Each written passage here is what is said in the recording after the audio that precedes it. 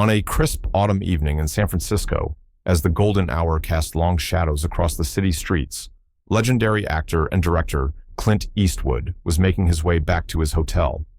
He had just attended a special screening of his latest film at the Castro Theater, where admirers and critics alike had showered him with praise.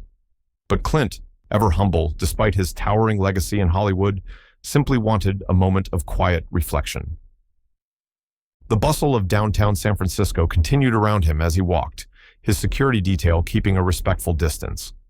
At 92, Clint still carried himself with that unmistakable presence that had defined his career, tall, straight-backed, with piercing eyes that seemed to look right through you. Those eyes had seen decades of change, from his early days as a struggling actor to becoming one of the most respected filmmakers in the world. As he passed by Portsmouth Square in Chinatown, something, or rather someone, caught his attention. Seated on a bench, hunched against the evening chill, was an elderly man with a weathered face, partially hidden behind a graying beard. Beside him sat a small, worn duffel bag, containing what appeared to be all his worldly possessions. The man's clothes were tattered but clean, as if he was doing his best to maintain dignity despite his circumstances. There was something hauntingly familiar about the way the homeless man's eyes crinkled at the corners, something in the set of his jaw that stirred memories long buried in Clint's mind. He slowed his pace, causing his security team to exchange curious glances. "Wait here," Clint instructed them quietly, his voice carrying that same gravelly quality that had become his trademark. Against their professional judgment, they complied. As Clint approached the bench, memories began flooding back. Memories of Oakland in the 1940s, of two boys running wild through neighborhood streets, building forts in vacant lots, sneaking into movie theaters through back exits. Two inseparable friends who had sworn a blood oath of brotherhood when they were just 10 years old. The homeless man didn't look up at first, accustomed to being invisible to passers-by. But as Clint's shadow fell across him, he raised his head, squinting against the low sun. There was a moment of confusion in his eyes, followed by a flicker of recognition that he seemed to immediately dismiss as impossible. "Jack?" Clint's voice was barely above a whisper, uncertain yet hopeful. "Jack Harmon?" The man's eyes widened, then narrowed suspiciously. He straightened slightly, studying Clint's face with increasing bewilderment. "Nobody's called me that in years," he finally said, his voice raspy from disuse. "Who's asking?" "It's me, Jack. It's Clint." The name hung in the air between them, bridging a gap of over 7 decades. Jack's expression transformed from suspicion to disbelief, then to a raw vulnerability that made him look suddenly younger. "Clint?" he repeated, as if saying a word in a foreign language. "Clint Eastwood?" Clint nodded, lowering himself carefully onto the bench beside the man who had once been his best friend. For a long moment, neither spoke. The sounds of the city, car horns, distant conversations, the clang of cable cars, faded into the background. "I thought you were dead," Jack finally said, his voice breaking slightly. "Or maybe I just assumed. Figured someone like you wouldn't remember someone like me anyway." "How could I forget?" Clint replied, memories continuing to surface. "You were the one who dared me to try out for the school play in junior high. Said I'd never have the guts to get up on stage." A ghost of a smile crossed Jack's face. "And you did it just to prove me wrong." "Changed my life," Clint acknowledged with a slight nod.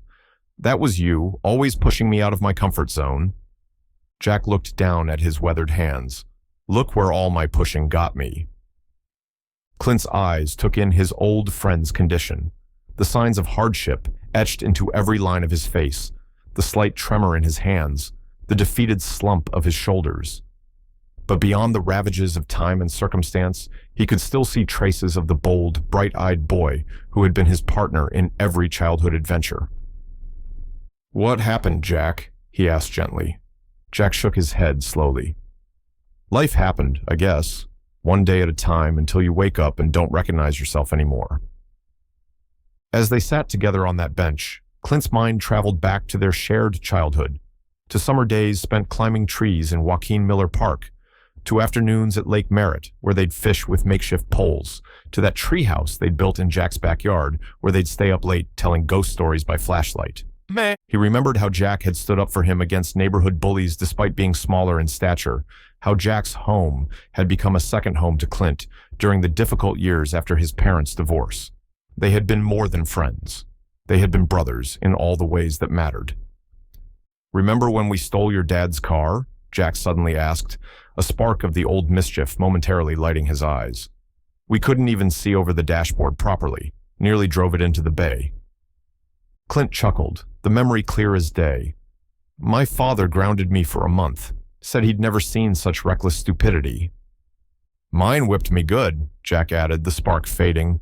"But we thought it was worth it at the time, didn't we?" "We did a lot of foolish things," Clint agreed, "but we had each other's backs." A look of shame crossed Jack's face. "Until we didn't." The statement hung between them, heavy with unspoken history. Clint remembered the summer when Jack's family had suddenly moved away. His father had found work in another state, and there had been no time for proper goodbyes. They had written letters at first, made promises to visit, but as months turned into years, the connection had gradually faded. Both men had gone on to live vastly different lives, Clint to Hollywood and worldwide fame, Jack to wherever his path had led him, until it had led him here, to this bench, to this moment of unexpected recognition. Clint's security team watched from a distance, clearly confused and concerned about their charge, sitting and speaking with a homeless man. But Clint paid them no mind. In this moment, he wasn't Clint Eastwood, the celebrity. He was just Clint, reunited with his childhood best friend after a lifetime apart. "I can't believe it's really you," Jack said, his voice tinged with wonder. "I've seen your movies, you know, whenever I could scrape together enough for a ticket, or when the shelter would play DVDs on movie nights. I always thought you turned out exactly like I always knew you would, a somebody." Clint felt a tightness in his chest at those words. "And what about you, Jack? What happened after your family moved to—" He searched his memory. "Was it Minnesota?"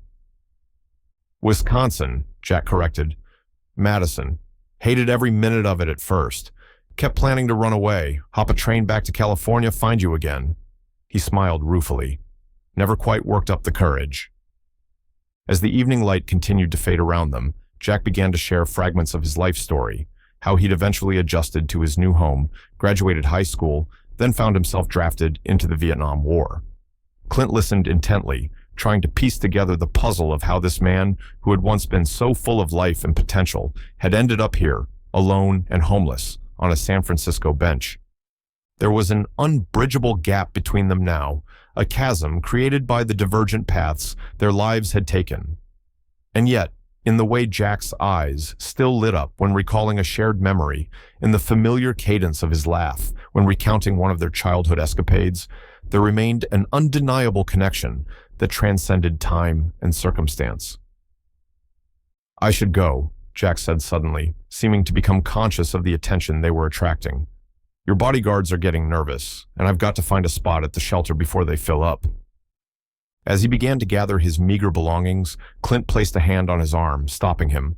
There was a certainty in Clint's eyes, the same look Jack remembered from their youth whenever Clint had made up his mind about something. "No," Clint said firmly. "Not this time, Jack. I lost track of you once before. I'm not letting that happen again." As the evening grew darker around them, Jack's initial shock at seeing his childhood friend gave way to a profound sense of shame. Here was Clint Eastwood, movie star, director, cultural icon, and here he was, a homeless man with nothing to his name but the clothes on his back and a few possessions in a worn duffel bag. The contrast couldn't have been more stark or more painful. "I can't do this, Clint," Jack said, pulling away slightly and tugging his threadbare jacket tighter around his shoulders. "You should go. You've got your life, and I've got whatever this is. We're not kids anymore." But Clint wasn't leaving.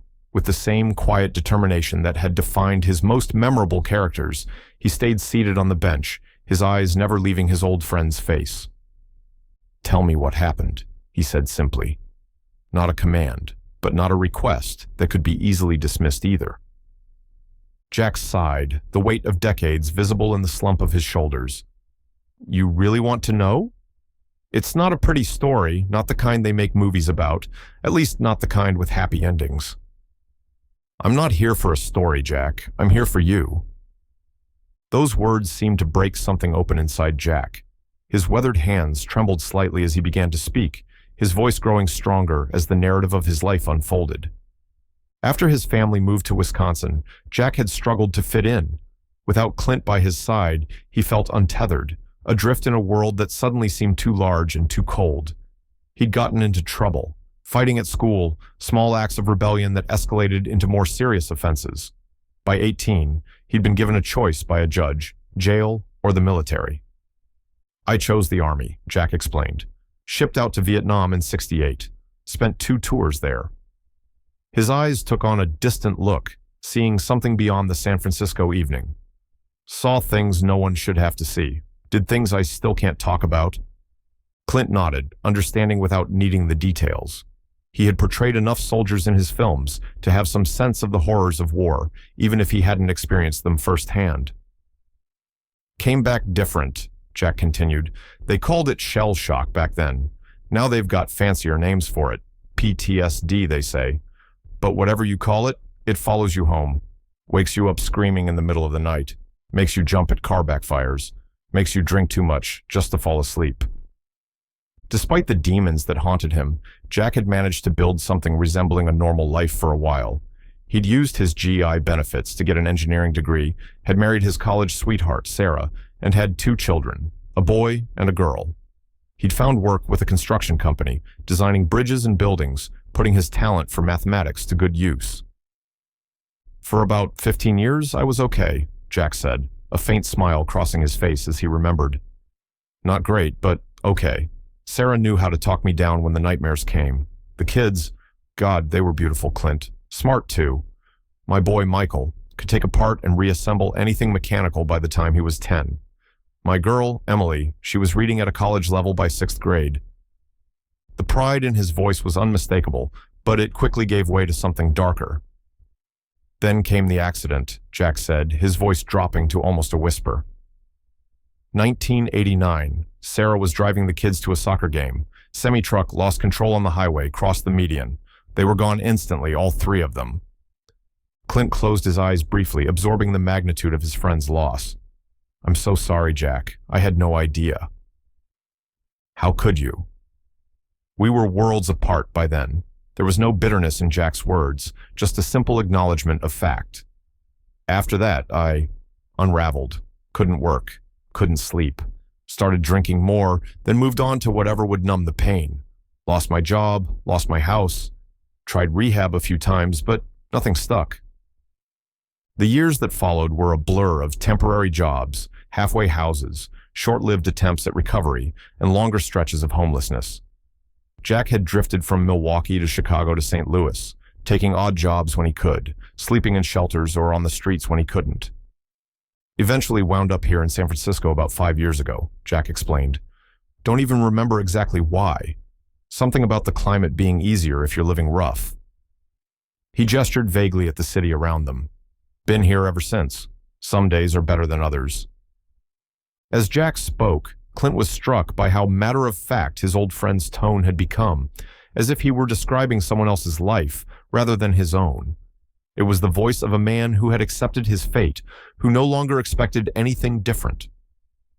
What about you? Jack asked suddenly, clearly uncomfortable with the focus being entirely on him. I mean, I know the headlines, the movies, the Oscars, the directing, but behind all that, you happy, Clint? The question caught Clint off guard. In interviews, he was used to deflecting personal inquiries with practiced responses about his work, his projects, his professional philosophy. But sitting here with Jack, those polished answers felt hollow. I've been fortunate, he said carefully. Had my ups and downs, made mistakes, been married a few times, have children I'm proud of. He paused, considering. But sitting here with you, after all these years, makes me realize what I've missed too. Jack chuckled, but there was no humor in it. What could the great Clint Eastwood possibly have missed?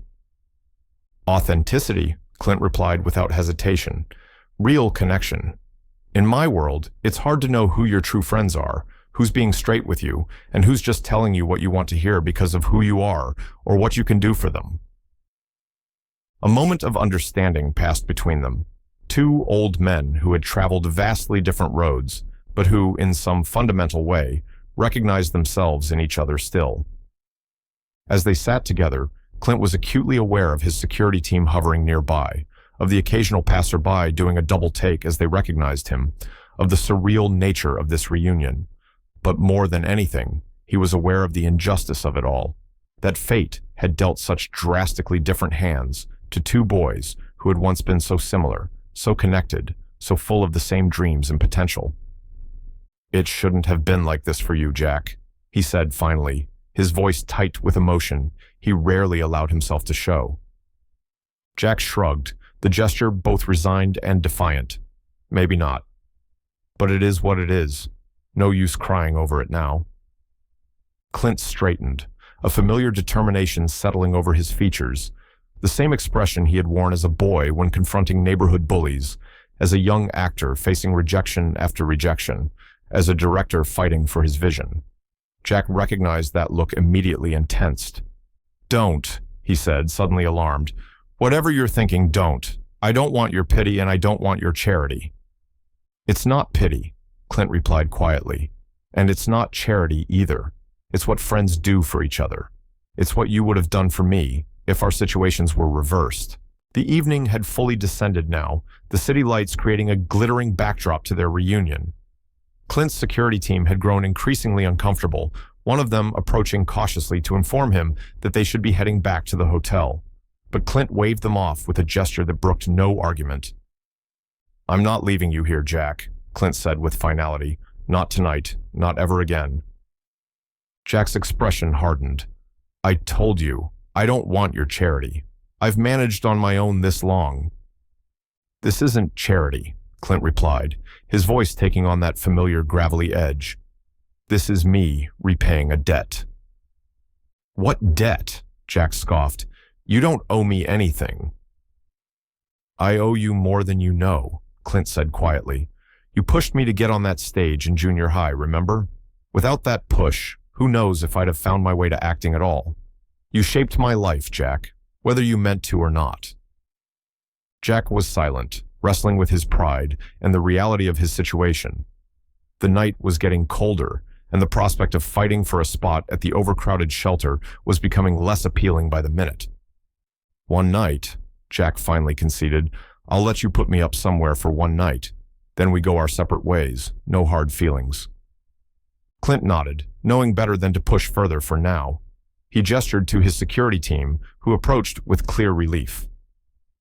"We're going to need transportation for two," he told them, "and call ahead to the hotel. Have them prepare the second bedroom in the suite." The younger of his two security guards looked uncertainly at Jack, whose appearance clearly raised concerns about hotel policy. Clint caught the look and fixed the man with a stern gaze. "Any problems with that?" he asked, his tone making it clear there had better not be. "No, sir, Mr. Eastwood," the guard replied quickly. "I'll make the arrangements right away."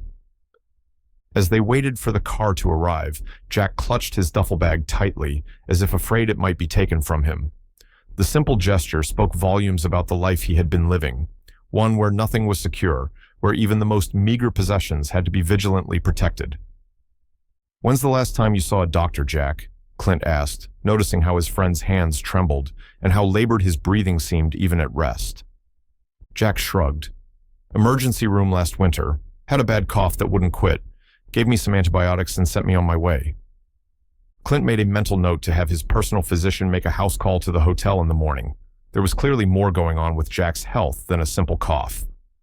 The car arrived, a discreet but luxurious black SUV, and Jack hesitated before climbing in after Clint. Inside, he sat stiffly, uncomfortable with the plush leather seats and the obvious wealth they represented. The contrast between the vehicle and his own threadbare clothing seemed to heighten his discomfort. As they drove through the nighttime streets of San Francisco, Jack gazed out the window, watching the city pass by. Clint watched Jack, noticing the way his old friend's eyes lingered on certain streets and alleyways, marking sheltered doorways, steam grates, the hidden geography of homelessness that had become his world. "You know," Jack said suddenly, breaking the silence, "I saw you once before, about 3 years ago. You were filming something down by the waterfront." Clint looked at him in surprise. "Why didn't you say something?" Jack gave a hollow laugh. "Look at me, and look at you. What would I have said? Hey, remember me? Your old pal from elementary school? I'm living on the streets now. How about you?" He shook his head. "I watched from a distance, saw you directing, looking all important, decided it was better to leave the past in the past." The honesty was brutal, but refreshing. In Clint's world of Hollywood pretense and carefully crafted images, such raw truth was rare. When they arrived at the hotel, one of San Francisco's most exclusive establishments, Jack's discomfort visibly increased. The doorman eyed him warily until he saw who was accompanying him, at which point his demeanor instantly changed to one of deferential welcome. The front desk staff were similarly transformed, their initial looks of disapproval melting away at Clint's presence. "Prepare a bath in the second bedroom," Clint instructed the hotel manager who had personally come to escort them to the suite, "and have room service send up a full dinner for 2. Nothing too elaborate, good solid food." "Of course, Mr. Eastwood," the manager replied smoothly. "Will there be anything else?" "Privacy," Clint said firmly. "No disturbances tonight." "I don't belong here," Jack muttered, his discomfort palpable. "Sure you do," Clint replied, guiding him gently toward one of the bedrooms. "The bath should be ready soon. There'll be clean clothes laid out. Take your time, get comfortable, and we'll have dinner when you're ready." Jack looked as if he might argue, but then seemed to surrender to the situation. With a barely perceptible nod, he disappeared into the bedroom, clutching his duffel bag as if it contained invaluable treasures rather than a few worn possessions. The dinner arrived as Jack emerged from the bedroom, looking transformed. He had shaved off his matted beard, revealing a face that, despite its weathered appearance, was now more recognizable as the Jack that Clint remembered. His hair was clean and combed back, and he wore the hotel bathrobe, his own clothes presumably having been set aside. They ate in silence at first, Jack clearly savoring the simple but expertly prepared meal. Clint noticed how carefully he ate, taking small, deliberate bites, the habits of someone accustomed to making food last, never knowing when the next meal might come. Jack set down his fork, his expression closing off. "I told you one night, that was the deal." "The deal can change," Clint replied calmly. "That's the thing about deals between friends." "And then what?" Jack asked, a trace of anger entering his voice. "You set me up in some fancy apartment, give me an allowance, make me your charity case for the rest of my life? I won't live like that, Clint." "What about living with some dignity?" Clint countered, his own temper rising to match his friend's. "What about getting the help you need? Medical, psychological, whatever it takes. What about honoring the memory of Sarah and your kids by fighting for your life, instead of just surrendering to the streets?" It was a low blow, and Clint knew it immediately. Jack's face darkened with pain and anger. "Don't you dare bring them into this," he said, his voice dangerously quiet. "You have no right." "You're right, I don't," Clint admitted immediately. "I'm sorry. That was out of line." He paused, then continued more gently. "But Jack, I found you again after all these years. I'm not just going to walk away and leave you on that bench." Before Jack could respond, there was a discreet knock at the door. Clint rose to answer it, finding a nervous-looking hotel manager outside. "I apologize for the interruption, Mr. Eastwood," the manager said quietly. "But there are several reporters in the lobby. Someone seems to have tipped them off about your guest." He glanced past Clint toward Jack. "They're asking questions, and some are attempting to come up to this floor." Clint's expression hardened. "Make sure they don't get anywhere near this suite, and find out who leaked this information." "Yes, sir, right away," the manager replied, hurrying off. Clint closed the door and turned back to Jack, who had overheard the exchange and looked deeply troubled. "See?" Jack said bitterly. "It's already starting. Clint Eastwood rescues homeless man will be tomorrow's headline. Your good deed splashed across every tabloid. And me? I'll be the pathetic footnote to your generosity." "That's not how this is going to play out," Clint said firmly. "Not if I can help it. The doctor's diagnosis the next morning was worse than Clint had feared. Jack was suffering from severe malnutrition, early-stage emphysema, untreated diabetes, and a host of other ailments that came from years of living on the streets. The tremors in his hands weren't just from age or anxiety. They were symptoms of his deteriorating health. "He needs immediate medical attention," the doctor told Clint privately. "Ideally, he should be in a hospital, but I understand the circumstances are complicated." Complicated was an understatement. The press had indeed gotten wind of the story. Despite the hotel's best efforts, photographers had gathered outside, hoping to catch a glimpse of the legendary actor and his mysterious homeless companion. Headlines were already appearing online, most of them sensationalizing the situation with phrases like Eastwood's secret friend and Hollywood legend's shocking discovery. "What can we do for him right here?" Clint asked, determined to protect Jack's privacy and dignity. The doctor prescribed a regimen of medications and outlined a nutrition plan that would begin to address Jack's most pressing health concerns. "But this is just first aid," he warned. "Your friend needs ongoing care, stability, and supervision." Clint thanked the doctor and returned to Jack, who was sitting by the window, gazing out at the city below. In the morning light, the damage that years of hardship had inflicted was even more apparent. Jack looked every one of his 92 years, and then some. "How bad is it?" Jack asked without turning, somehow sensing Clint's presence behind him. "Bad enough that you're not walking away after one night," Clint replied, his tone leaving no room for argument. "Jack, you need help, not just a hot meal and a warm bed, serious medical attention." Jack sighed, the fight seemingly gone from him. "I figured as much. Been feeling worse lately. Harder to breathe, harder to move. Some mornings I wake up and wonder if I'll make it through the day." He turned to face Clint. "But I can't go to a hospital. Can't afford it, for one thing.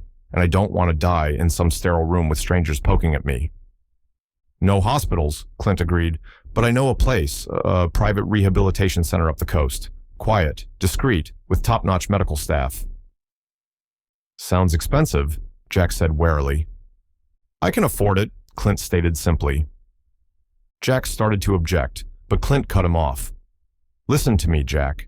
We can sit here arguing about pride and charity and what you will or won't accept, or we can focus on getting you well. Which do you think Sarah would want you to choose?"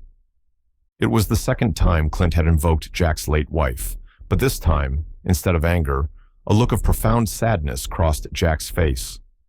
"She always said I was too stubborn for my own good."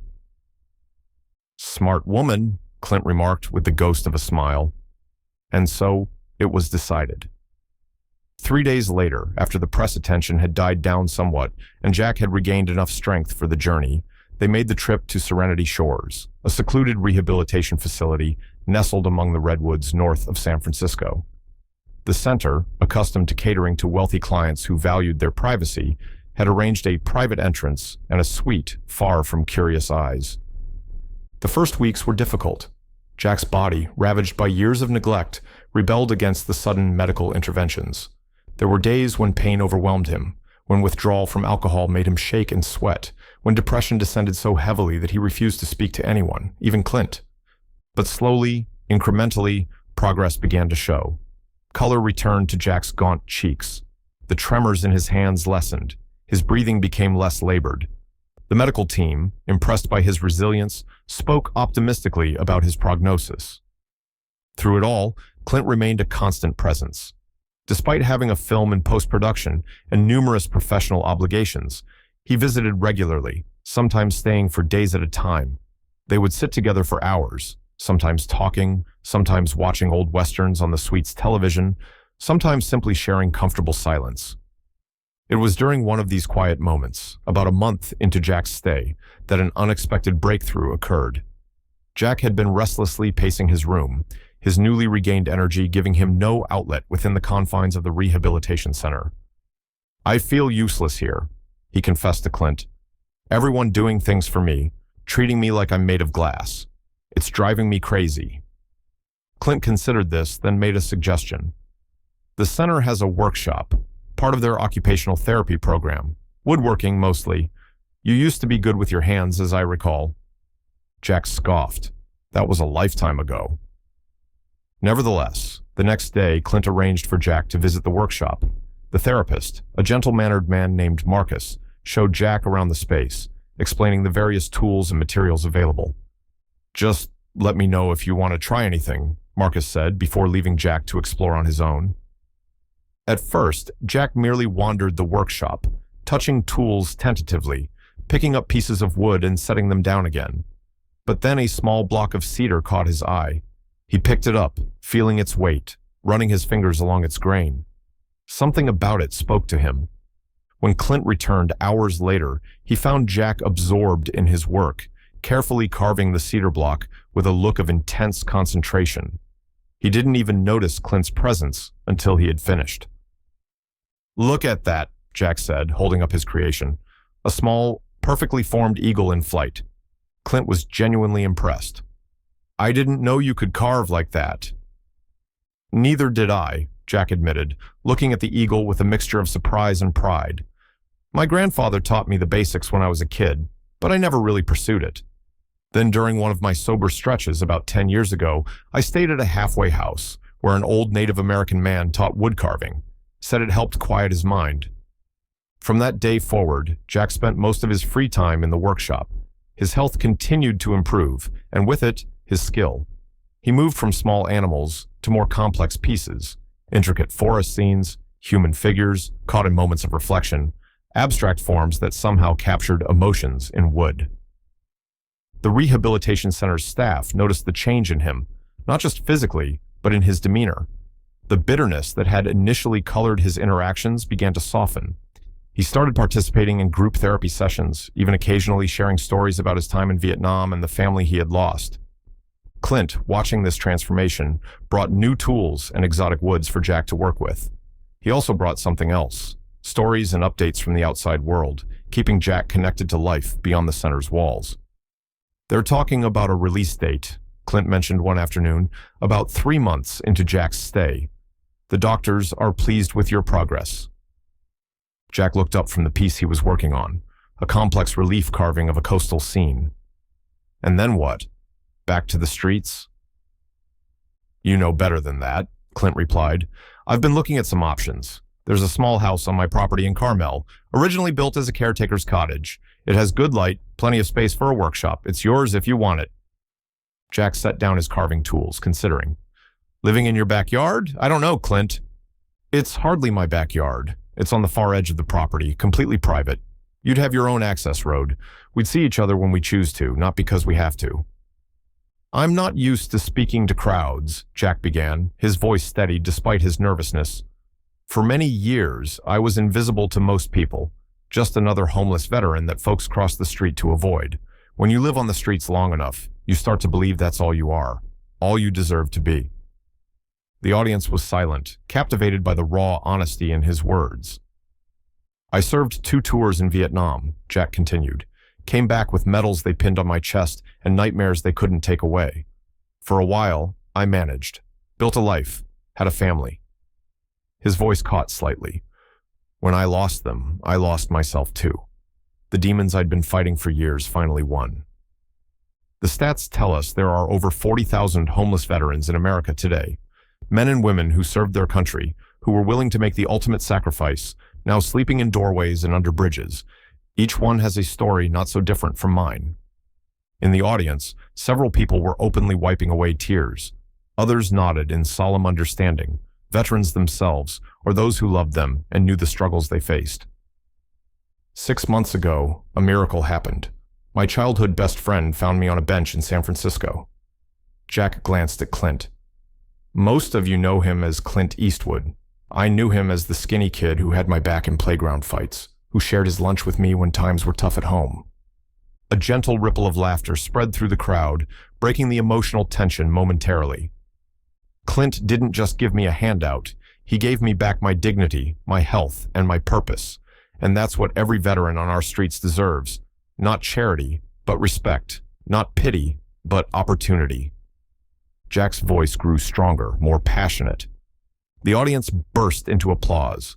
Camera flashes popped throughout the ballroom as Jack continued to outline the Foundation's approach. Comprehensive health care, including mental health services, transitional housing with dignity, job training that recognized the unique skills veterans bring to the workforce, and perhaps most importantly, community building that combated the isolation that so often accompanied PTSD and readjustment difficulties. "We're starting with a pilot program here in California," Jack explained, "with plans to expand nationally within 3 years. And we're partnering with existing organizations that are already doing good work, but need additional resources." When Jack finished speaking, the audience rose to their feet in a standing ovation. Many were openly weeping. Clint joined Jack on stage, placing a supportive hand on his friend's shoulder, a gesture that spoke volumes about their rekindled bond. As the applause finally began to fade, a reporter called out from the press section, "Mr. Harmon, how does it feel to go from homeless to heading a multi-million-dollar foundation in just 6 months?" Jack looked thoughtful for a moment before answering. "It feels like coming home," he said simply. "Not to a place, but to a purpose." The gala raised over $12 million that night, far exceeding their expectations. But more important than the money was the awareness it generated. By morning, Jack's speech had gone viral, with millions of views across social media platforms and coverage on every major news network.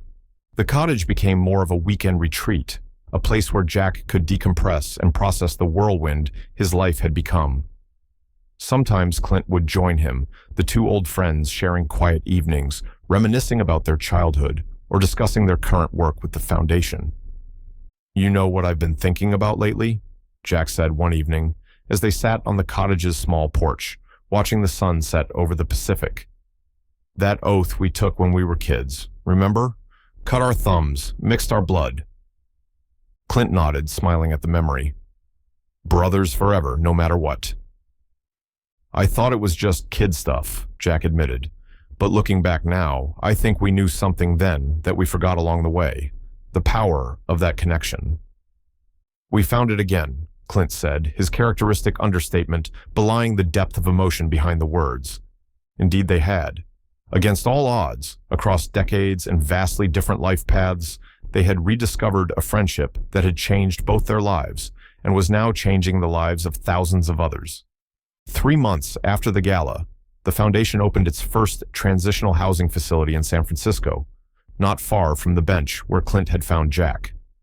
The building, a renovated hotel, could accommodate 100 veterans at a time, providing them with private rooms, medical care, counseling services, and job training. Jack was there for the ribbon-cutting ceremony, speaking briefly but powerfully about his own journey from homelessness to hope. But the most moving moment came afterward, when he spent hours talking one-on-one with the facility's first residents, men and women who saw in him living proof that second chances were possible, that their current circumstances need not define their future. One elderly Vietnam veteran, his face weathered by years on the streets, approached Jack hesitantly. "I saw your speech online," he said, his voice gruff with emotion. "Been watching it every night at the library when they let me use the computers. Gives me hope, you know. If you made it out, maybe I can too." Jack embraced the man without hesitation. "You can," he assured him. "And you will. We're in this together now." As the day drew to a close, Jack found a quiet moment alone with Clint. "I never thought I'd have this again," he confessed. "A reason to get up in the morning, a way to make my life matter." "You always mattered, Jack," Clint replied. "You just forgot for a while." The media continued to follow their story, fascinated by the unlikely friendship between the Hollywood legend and the formerly homeless veteran. But while they had initially focused on the sensational aspects, the dramatic rescue, the rags-to-riches narrative, they now turned their attention to the foundation's work and its measurable impact on veteran homelessness. "To think," Jack reflected as they drove back to Carmel that evening. "All of this started because you happened to walk past my bench." Clint shook his head. "It wasn't chance," he said with quiet certainty. "Some things are just meant to be." It was, as Jack had told the tearful audience at the gala, not just about coming home to a place, but coming home to a purpose. And in that purpose, two childhood friends had found their greatest legacy.